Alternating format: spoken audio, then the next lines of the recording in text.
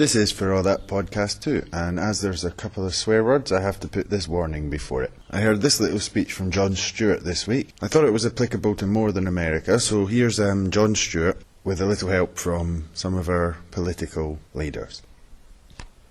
Now, he and I agree this country does face some problems. We do have some issues. What we disagree on is the scope of these issues and the cause of these issues and the timing of these issues.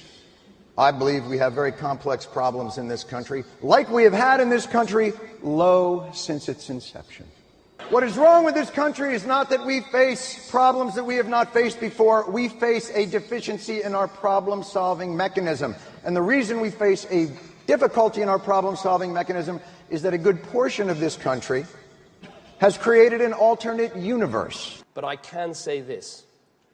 Britain is on the right track. I call this alternate reality. I call this place where these folks live Bullshit Mountain. I understand that. I mean, I understand that Newsnat Scotland's position is that the power should be given to the Scottish Parliament and the SNP should do as they wish. We understand that. The denizens of Bullshit Mountain believe many things. That we retain the capability to build submarine nuclear power plants in the UK. Good news for the country as a whole. Oh, Bullshit Mountain is a dangerous place. I have come here tonight to plead to the mayor of Bullshit Mountain. Joanne Lamont. Thank you very much, Presiding Officer. Talk to your people. On Bullshit Mountain, our problems are amplified and our solutions simplified, and that's why they won't work. My vision of one nation, my vision of Britain. That is not a solution. And I believe tonight we will take you down from the mountain. And you can come live amongst the people once again. Thank you. Okay, hello, welcome to For All That Podcast number 2, and I'm just back from my weekly appreciation of the irony of cycling to the shop to buy cigarettes. This time we've got Llewellyn's Peat Worrier again, Andrew Tickell, not Tickle. Hello. Yeah. And we've also got Natalie McGarry with us as well. Hello. Hello. So we'll just get to it this week. Yeah. Yes. And I think we'll start off with a story, and I saw Natalie, you'd written a wee blog about Stonewall awarding Bigot of the Year to Cardinal Keith O'Brien, and you think that was counterproductive, don't you? I think they erred somewhat. I understand that they have awarded a Bigot of the Year before, but it has really very much overshadowed the rest of what was probably a very productive evening of awards, recognising justifiable endeavours and achievement in terms of equal representation across the spectrum. And the story's just been a big, massive blowout with the Catholic Church, and I think that the rhetoric, the nastiness had somewhat simmered down a little bit recently, and I think I was hopeful that there was going to be some kind of resettling of acceptance somewhere now that the draft legislation has been announced, etc. But no. Yeah, I mean, what do you think about that, Michael? I mean, one thing that occurs to me is, and I value this idea of civility in the public sphere. I think we could see more of it, and the independence referendum is going to be really profoundly challenging to keep some of that public civility going. But at the same time, I'm a bit suspicious of people who are able to use public civility, who say effectively that I can say whatever I like, but if anyone else criticizes me in fruity, spicy, or pretty much indicting terms, whatever I say, then that's kind of scandalous. I must admit, I don't feel very comfortable with that. I don't know what you think, Michael. Well, the war criminal Blair was the worst at this. I mean, why he drove me spare so much was that when anyone asked him actually a difficult or a good question, he came over all hurt, like, how could you possibly doubt my motives? You may disagree with me, but if you disagree with me, you're obviously mad or a bad person because you doubt my purest of pure motives. And yes, I do doubt his purest of pure motives, actually. Entirely. Yeah, I mean, I do see that instrumentally in terms of a debate which has already been really very, very polarized and demented at times, frankly, around same-sex marriage and its introduction in Scotland. I can see that instrumentally it kind of throws a rock right into that hornet's nest again. But I don't know. I sort of feel as if in some respects, actually people like Stonewall, the people who've been involved in sort of promoting the same-sex marriage project, have actually behaved themselves very civilly in public thus far. I mean, when you see like Tom French on Scotland Tonight, he is, a model of Apollonian command and sort of, and actually has tended to avoid any of these kind of inflammatory statements. And it's, been the Peter Kearneys, I think, and the John Deegans of this debate who have been so over the top. I suppose it depends also, like, if you want to draw attention to an issue or if you want to let something die down. Like, if you're trying to get rid of the kind of bigotry that you see, maybe kind of promoting it, not promoting it, but like promoting that kind of word is counterproductive. I can see that. But at the same time, I actually tweeted this week about another thing that's quite similar, where they give the Center for Biological Diversity in America, they give the Golden Dodo Award every year, which is to the person who's done the most to stop green change. It was an American senator. And I can kind of see there's a progressive element to that as well. I don't know. And is there this sort of... Sorry. Sorry, Andrew. I mean, I completely agree with what you're saying about Tom French, and the conduct of the debate from Equal Marriage side has been exemplary. I just thought this kind of cheapened what had been, such a fabulous campaign by them of restraint. The leaders of the Catholic Church, I must make very clear that they don't speak for all Catholics. And had I been in Mass the week that the letter was read out about equal marriage, I would have got out and walked out of the church. And I think a lot of people feel the same way as I do. And I think the Catholic Church has very much exposed itself to huge censure already. It has shown itself to be intolerant, and a lot of people have spoken about it. It's been out in the debate, and I think they were best placed to expose themselves. I think Stonewall have somewhat added oil to the fire, etc., by flaring it back up again. But I think what's really telling, and I think this is what I really wanted to get to in my blog, was that Ruth Davidson, I didn't agree with her being Politician of the Year, incidentally, but if we move aside from that, she made a speech which I thought was tolerant.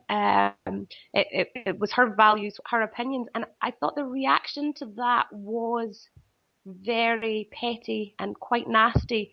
And Summerskill's kind of demeaning interview thereafter about Ruth Davidson, I find it quite extraordinary that she didn't share his same narrow opinion on the award, and he aimed to censure her by belittling her. And I found that really telling and quite depressing, actually. And I think that's what I really wanted to get to about it. I thought it was depressing. But to make the opposite argument, though, just to be devil's villain about the whole thing, is there a danger that we're getting a bit po-faced, a bit prissy about robust debate in our public sphere? I understand it's a very divisive issue, and as I said, I like the idea of public civility. I like the idea of being able to talk about concepts and make arguments and not take them hugely personally. But is there a risk through getting worried about throwing around inflammatory words, about being irreverent about people who disagree with you? Is there a danger that we're getting into a rather kind of po-faced and not very robust and over serious sort of form of debate? I don't know. No, I think robust debate is fine. I think it was just the fact that, I thought in terms of Summerskill, it was the fact that he'd just handed over the award and immediately was censuring her, and it could only be related to one paragraph of her speech. And I thought that was different from being po-faced and not being able to have a robust debate. I just thought that was petty. In terms of the actual overall debate, I think we're going to have to be able to not take ourselves very seriously, because this coming 2 years is going to be filled with robust debate, and it could become quite tedious if we don't approach it with some degree of humour and good nature, I think. I think it will be filled with absurdities as well, one way or another. Quite. Yeah. Okay, well, that's just park that one for the minute there and move on to a kind of our next topic, which I think is you, Michael. You've got a story that you were looking at about the sort of Scottish diaspora in Corby. Yeah, this is kind of a weird story. They're talking about, extending the franchise with 16, 17-year-olds, and someone's come up with the idea of extending it to a town in Northampton. Yeah, well, not in Northampton, near Northampton, and like about 20%, or I'm looking at the statistics now, 18.9% of this town is Scottish or of Scottish descent. So 1 in 5 of the town is Scottish, so they should be allowed to vote in the referendum. I find this completely bizarre. Why? Why do you find it particularly bizarre? I'm not saying that it isn't, but well, is it? Should I go? Like probably there's quite a few Scots living on the Costa del Sol, or right? in London, probably more, I suspect, than in Corby. I would guess anyway. Yeah.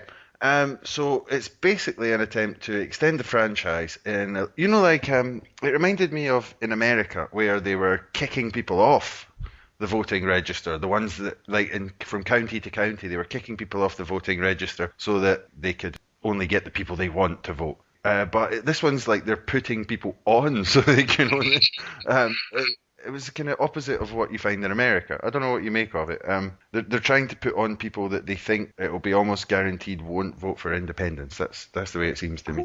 I think you raised quite an interesting point, Michael, because this idea of people in Corby having an opinion on this is not necessarily a new thing. Newsnight did a programme on it a number of months ago about the Scottish diaspora in Corby, and obviously because of the high percentage of population, not necessarily numbers. I take your point about London, Andrew, but in terms of percentage, they had gone to Corby to canvass opinion on Scottish independence. What was really telling to me was this kind of their notion of Scotland probably chimes with what was happening in Scotland at the time when they left Scotland.